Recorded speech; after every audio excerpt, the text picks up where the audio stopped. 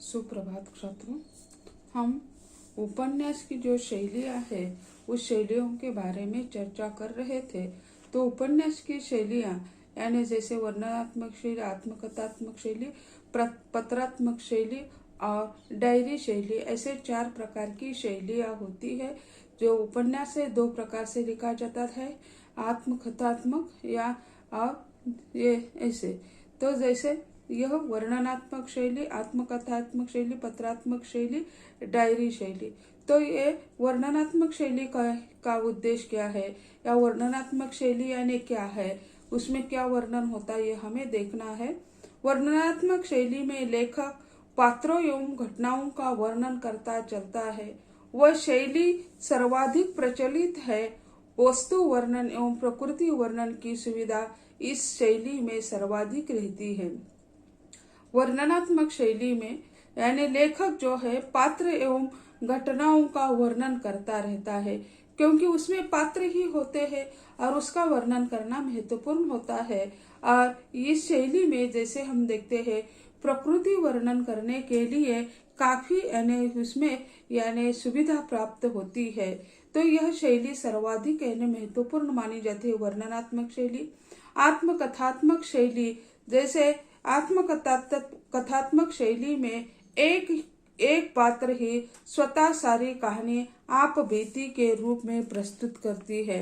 यानी वह व्यक्ति यानी जो आत्मकथात्मक शैली में लिखा हुआ उपन्यास जो होता है, तो एक व्यक्ति अपनी आप बीती उसमें लिखता है, तो उसे हम जीवनी भी कह सकते हैं, लेकिन वह आत्मकथात्मक शैली में आ जाता है। इसी कारण उसे उपन्यास के क्षेत्र में रखा जाता है।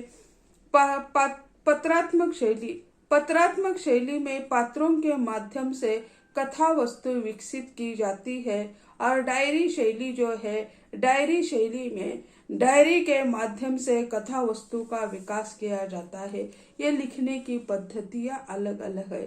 तो अंतिम जो तत्व है उपन्यास का वह है उद्देश्य उपन्यासकार को जीवन की मीमांसा करते हुए कलात्मकता के सौंदर्य की रक्षा भी करनी चाहिए। वस्तुतः सौंदर्य को सहभागी बनाकर जीवन, दर्शन और आनंद का समन्वयात्मक चित्रण करना उपन्यासकार का लक्ष्य होना चाहिए। यानी मुंशी प्रेमचंद ने, जैसे हम देखते हैं यानी प्रेमचंद यानी प्रेमचंद जी का उद्देश्य जो है वह है मानव चरित्र पर प्रकाश डालना और उसके रहस्य को खोलना ही उपन्यास का लक्ष्य माना जाता है, जो संगत होता हुआ भी कुछ संशोधन की मांग करता है। यानी जैसे उपन्यास सम्राट यानी मुंशी प्रेमचंद जी की आज जयंती है, यानी यह जयंती यानी 31 जुलाई को मानी जाती है। तो आज जैसे हम देखते हैं तो यानी आज 2 अगस्त है। इसके पहले यानी यह यानी मुंशी प्रेमचंद जी की जुलाई जन्म शताब्दी मनाई जाती है। तो ऐसे मुंशी प्रेमचंद जी कहते हैं कि यानी मानव चरित्र पर प्रकाश डालना और उसके रहस्य को खोलना ही उपन्यास का यानी लक्ष्य माना जाता है, जो संगत होता हुआ भी कुछ संशोधन की मांग करता है। स्वयं भार मुक्त होना और दूसरों को आनंद देकर युग से परिचित करना साहित्य का उद्देश्य माना जाता है। उपन्यास चाहे सुखांत हो या दुखांत, दोनों से आनंद की अनुभूति होती है और इसी अनुभूति की सिद्धि कर सकते पर लेखक का यानी प्रयत्न सफल हो जाता है। शाश्वत जीवन मूल्य और प्रश्नों की व्याख्या करने वाले कलाकार को ही यानी कलाकार की ही वह कृति जो है अमर बन जाती है। इस प्रकार इन्हीं की साधना करना उपन्यासकार का लक्ष्य होता है। तो यह यानी 6 तत्व हो गए उपन्यास के। और उपन्यास के जो प्रकार है तो उस प्रकार के बारे में चर्चा करेंगे हम। जैसे कहते हैं साहित्य जीवन का दर्पण होता है, उसी तरह कई विद्वान मानते हैं उपन्यास को जीवन का दर्पण कहा गया है। तो यानी साहित्य के क्षेत्र में ही उपन्यास आता है और वह यानी साहित्य का दर्पण कहा गया है। उपन्यास में मानव जीवन की सुख दुखात्मक अनुभूतियों को यथार्थ और कल्पना के मिश्रण से कलापूर्ण कथात्मक रूप देकर अभिव्यक्त किया जाता है। उपन्यास में जीवन की अनेक रूपता होने से उपन्यास के कई प्रकार होते हैं।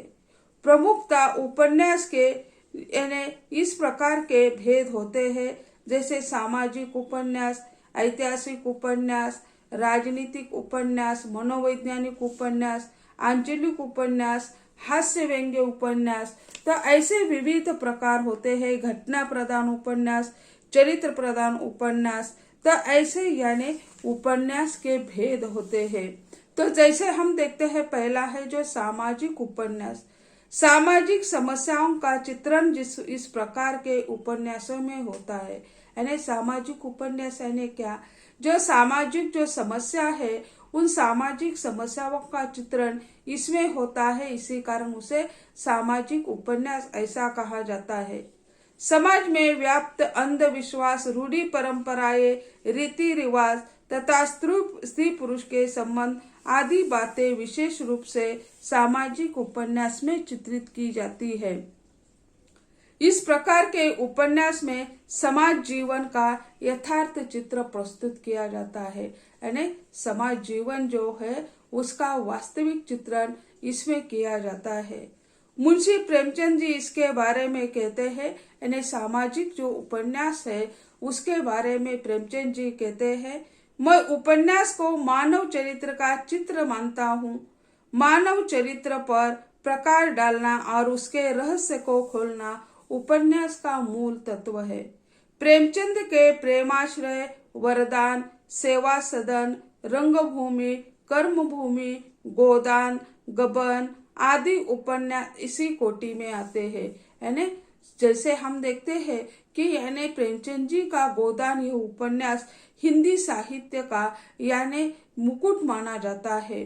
तो इसी तरह सामाजिक समस्या गोदान में तो किसान की समस्या का चित्रण किया है, लेकिन यह किसान समाज का ही है। यह पूरे हिंदुस्तान का प्रतिनिधित्व करने वाला उपन्यास माना जाता है। तो ऐसे यह उपन्यास जो हम कहते हैं प्रेमचंद जी के, ये सामाजिक उपन्यास माने जाते हैं। प्रेमाश्रय हो, वरदान हो, सेवा सदन, रंगभूमि, कर्मभूमि, गोदान, गबन, ये उपन्यास जो है उनके सामाजिक उपन्यास माने जाते हैं। ऐतिहासिक उपन्यासों के श्रेणी में कौन से उपन्यासों को रखा जाता है? ऐतिहासिक घटना और ऐतिहासिक महापुरुषों का जीवन इस प्रकार के उपन्यास की कथा वस्तु का आधार होता है। देश काल चित्रण इस उपन्यास की सबसे बड़ी विशेषता होती है। उपन्यास में जिस स्थान और काल का वर्णन होता है वो उचित, यथार्थ और इतिहास पूर्वक होना चाहिए। ऐतिहासिक उपन्यासकार को उपन्यास में वर्णित ऐतिहासिक स्थल, काल, उस प्रांत की संस्कृति, रहन सहन, रीति रिवाज आदि का पूर्ण ज्ञान होना चाहिए। जैसे ऐतिहासिक उपन्यासकार जो होते हैं उन्हें जिस प्रांत का इतिहास वे कथावस्तु के रूप में ले रहे हैं, तो वहाँ की संस्कृति, वहाँ का खान पान, रीति रिवाज, परंपराएं सारी यह जो अलग अलग विषय है उसकी पूर्ण जानकारी उस लेखक को होनी अनिवार्य है। ऐतिहासिक उपन्यासों में उपन्यासकार ऐतिहासिक घटना को अपनी कल्पना शक्ति के आधार पर चित्रित करता है, लेकिन कल्पना की अधिकता भी नहीं होनी चाहिए। कल्पना यहाँ ऐतिहासिकता में ज्यादा कल्पना का आधार नहीं होता है। हिंदी साहित्य में ऐतिहासिक उपन्यासकारों में मिश्र बंधु प्रसाद जयशंकर प्रसाद जी, चतुरसेन शास्त्री आदि का उल्लेखनीय कार्य है। हजारी प्रसाद द्विवेदी का बाणभट्ट की आत्मकथा, भगवती चरण वर्मा का चित्ररेखा आदि ऐतिहासिक उपन्यास है। ऐतिहासिक उपन्यासकारों में मिश्र बंधु है, जयशंकर प्रसाद है, चतुरसेन शास्त्री, इनके काफी उपन्यास ऐतिहासिक माने जाते हैं।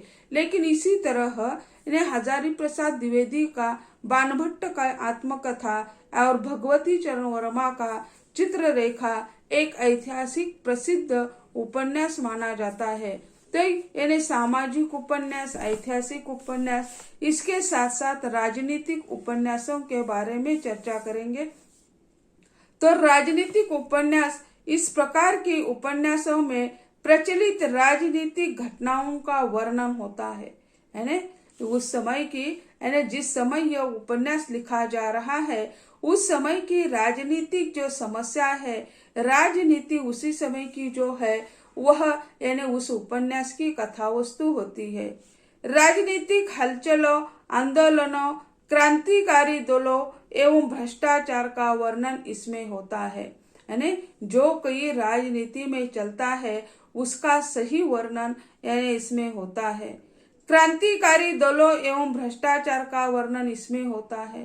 ठाकुर शिवसिंह नाथ ने शुद्ध राजनीतिक आंदोलनों को लेकर उपन्यास लिखे।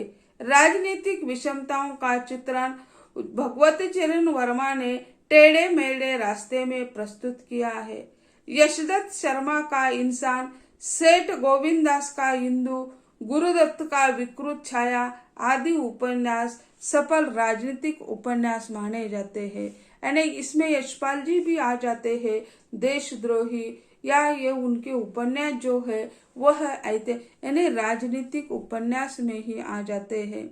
मनोवैज्ञानिक उपन्यास यानी आजकल जैसे हम देखते हैं तो यानी विज्ञान की अलग अलग शाखाएं विकसित होती है, उसी तरह मनोविज्ञान यानी फ्राइड के यानी मनोविज्ञान का प्रभाव यानी साहित्य पर भी हमें दिखाई देता है।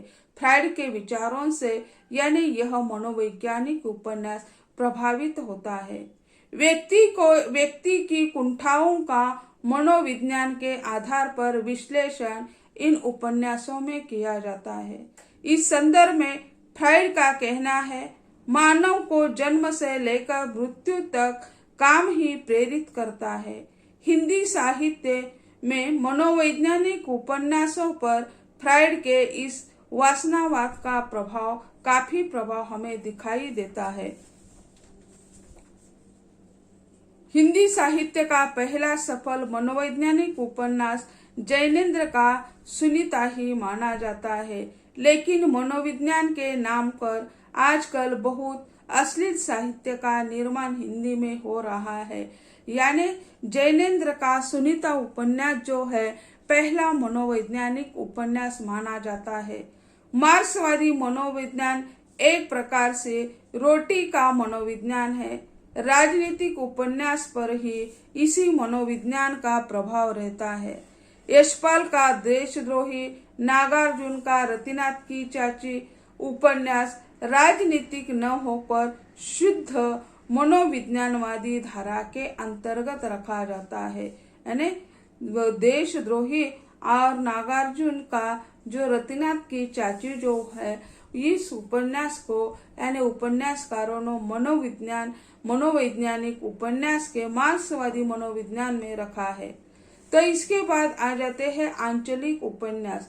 आंचलिक उपन्यास में हम देखते हैं आंचल यानी क्या, आंचल यानी एक प्रदेश की विशेषता उसमें होती है। जैसे राजनीतिक उपन्यासों में राजनीति यह कथा वस्तु के रूप में होती है, उसी तरह आंचलिक उपन्यास जो है एकाध प्रदेश का ही वर्णन उसमें होता है।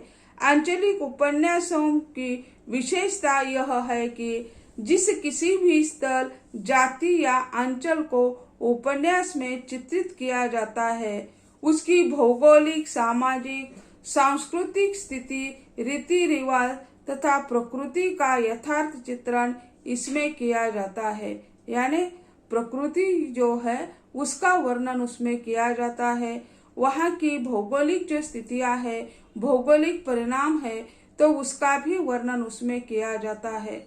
विशिष्ट प्रदेश के समाज जीवन की संस्कृति, वहाँ के लोगों की वेशभूषा, जीवन यापन, आर्थिक अवस्था आदि का चित्रण आंचलिक उपन्यासों में होता है। उनकी सामाजिक समस्या, जातीयगत या वर्णगत भेद, उसका रहन सहन, खान पान, राजनीतिक जागृति, शिक्षा दीक्षा का ढंग आदि की अभिव्यक्ति करना ही इस कोटि के उपन्यासों का उद्देश्य होता है। वहाँ की संस्कृति का वर्णन इसमें होता है। तो आज यही कहते हैं, अगले लेक्चर में अगले इसका विस्तृत विवेचन करेंगे। धन्यवाद।